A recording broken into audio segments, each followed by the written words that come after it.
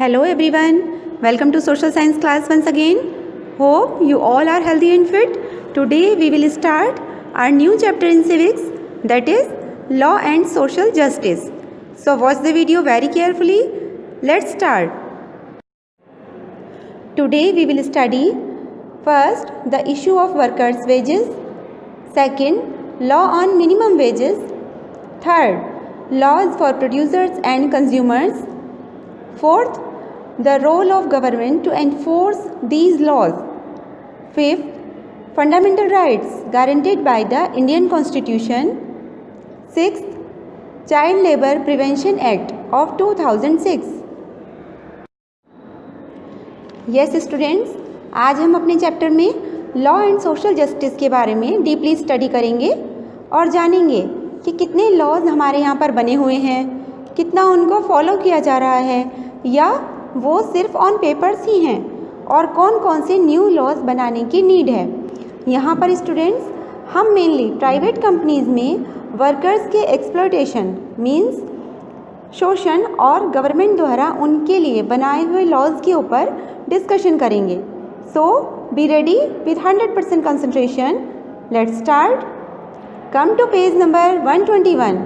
Your first topic is the issue of workers wages.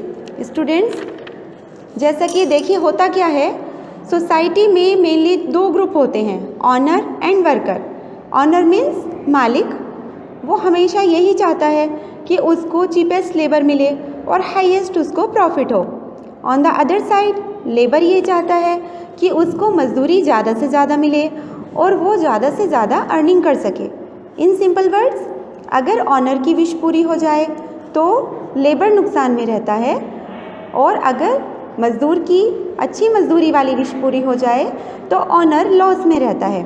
इस तरह दोनों के बीच में लगातार खींचतान चलती रहती है।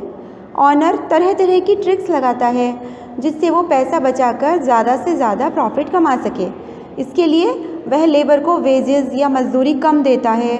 उसके लिए सेफ्टी मेजर्स या सुरक्षा के उपाय फैक्ट्रीज आदि में नहीं करता। अंडरपेड मीन्स उसको तय पैसे से भी कम पैसा देता है और उसकी गरीबी का गलत फ़ायदा उठाता है और बेचारे वर्कर्स उसके एक्सप्लॉयटेशन या अत्याचार का शिकार होते रहते हैं। इतनी पॉपुलेशन है, इतनी बेरोज़गारी है, कम से कम वेजेस पर भी लेबर काम करने को तैयार हो जाती है। एक को निकालो 10 तैयार रहते हैं कम वेजेस पे काम करने के लिए और ये प्राइवेट ओनर्स उनके ऊपर लगातार अत्याचार करते रहते हैं। Your second topic is law on minimum wages. Children, in the eye of law, it is illegal or wrong to deny workers their wages. ऐसी सिचुएशन से निपटने के लिए हमारी गवर्नमेंट ने वर्कर्स के लिए मिनिमम वेजेस लॉज बनाए हैं।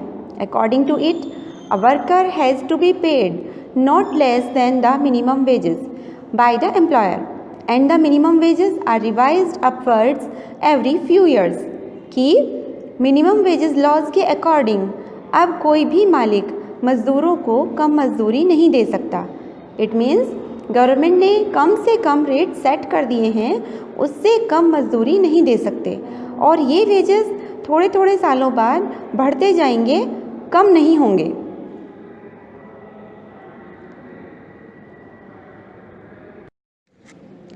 Laws to protect the interests of producer and consumers. Likewise producers and consumers के लिए भी लॉज बनाए गए हैं to ensure that the relation between these three parties, the worker, consumer and producer, are govern in a manner that is not exploitative. कि जिससे इन तीनों parties का वर्क स्मूथली चलता रहे। फॉर एग्ज़ाम्पल, कंज्यूमर उपभोक्ता या हम लोग मार्केट में ठगे ना जाएं, हमारा कोई शोषण ना कर ले। कैसे? एज हम कोई सामान मार्केट में लेने जाते हैं तो MRP means maximum retail price से ज़्यादा कोई शॉपकीपर हमें सामान नहीं बेच सकता। सेकंड, एज हम मेडिसिन लेने गए और जल्दी में या कई बार हम बच्चों से भी मंगवा लेते हैं, वो एक्सपायरी डेट नहीं देख पाते और बाद में घर पर लाकर हमने ध्यान दिया तो वो उस शॉपकीपर को वापस लेनी होगी, वह मना नहीं कर सकता। ये लॉज हमारी गवर्नमेंट ने कंज्यूमर्स को प्रोटेक्ट करने के लिए बनाए हैं। Role of government to enforce these laws. Students, but merely making laws is not enough. The government has to ensure that these laws are implemented properly. It means सरकार द्वारा सिर्फ कानून बना देना ही काफ़ी नहीं है, बल्कि सरकार को ये भी सुनिश्चित करना होगा कि उन लॉज को प्रॉपरली फॉलो भी किया जा रहा है या नहीं। इसके लिए गवर्नमेंट को एक्टिव रोल प्ले करना होगा और देखना होगा that the law seeks to protect the weak from the strong. For example, workers लोग पुअर हैं, पावरलेस हैं, बेसहारा हैं, बेबस हैं और एम्प्लॉयर्स ये बात अच्छी तरह जानते हैं कि गरीबी और बेरोज़गारी इतनी है कि ये वर्कर्स लो वेजेस या कम मजदूरी पर भी काम करेंगे और इसी मजबूरी का वो लोग ज़्यादा फ़ायदा उठाते हैं। दूसरी ओर वर्कर्स को हमेशा यह डर रहता है कि अगर एक जगह से काम छोड़ दिया तो मालूम नहीं फिर दोबारा काम कब मिलेगा भी या नहीं, और पता नहीं कितने दिन खाली बैठना पड़ेगा, फिर उनकी फैमिली का खर्च कैसे चलेगा। यह सब सोचकर वह चुपचाप एक्सप्लॉयटेशन सहन करता रहता है। ऐसे में गवर्नमेंट को टाइम टू टाइम फैक्ट्रीज़ का इंस्पेक्शन करना चाहिए और अगर कोई लॉज वॉयलेट करे या कानून तोड़े उसे पनिश करना चाहिए। Hence it is crucial that laws are enforced so that the government can control the activities of individual or private companies to provide social justice. Your fifth topic is fundamental rights guaranteed by the Indian Constitution. Children, कई laws तो ऐसे हैं जिनके बारे में constitution making के time पर ही हमारे कॉन्स्टिट्यूशन में बोल दिया गया था, लेकिन जब उसको ठीक से फॉलो नहीं किया गया या उसको लाइटली लिया गया तो गवर्नमेंट को स्ट्रिक्ट लॉज बनाने पड़े। फॉर इंस्टेंस, उदाहरण के लिए, the right against exploitation says that no one can be forced to work for low wages, लेकिन लो वेजेस पर हम मजदूरों को काम करते हुए देखते हैं। Similarly, constitution lays down no child below the age of 14 years shall be employed to work in any factory or mines or engaged in any other hazardous employment। कि हमारे कॉन्स्टिट्यूशन ने साफ कहा है कि 14 वर्ष से कम उम्र के बच्चे से फैक्ट्री, माइंस, खतरनाक जगहों एंड इवन घरों में, रेस्टोरेंट्स, होटल्स में, दुकानों पर एज अ चाइल्ड लेबर के तौर पर काम नहीं करा सकते। लेकिन हम अपने चारों ओर चाइल्ड लेबर देखते हैं। एम्प्लॉयर काम पर रखने वाला सोचता है कि छोटा बच्चा है, कुछ बोलेगा भी नहीं, ज़्यादा काम करवाऊंगा, पैसे कम दूंगा, बड़ा प्रॉफिट होगा। और दूसरी तरफ बच्चे के पेरेंट्स ये सोचते हैं कि पढ़ाने लिखाने, स्कूल भेजने में पैसा वेस्ट करने से कोई फ़ायदा नहीं है, बाद में भी कहीं ना कहीं काम तो करना ही है और इससे आज ही काम पर क्यों ना लगा दिया जाए, घर में पैसा आएगा, प्रॉफिट होगा। सबको अपनी अपनी प्रॉफिट की पड़ी है, बच्चे का फ्यूचर कोई नहीं देखता। Your sixth and last topic is Child Labor Prevention Act of 2006। इस तरह की सिचुएशन को कंट्रोल करने के लिए और 2001 की सेंसस या जनगणना की रिपोर्ट को देखते हुए, जिसमें रिपोर्ट की गई that over 12 million children in India age between 5 to 14 work in various occupations और ख़तरनाक जगहों पर लगे हुए हैं, काम में लगे हुए हैं।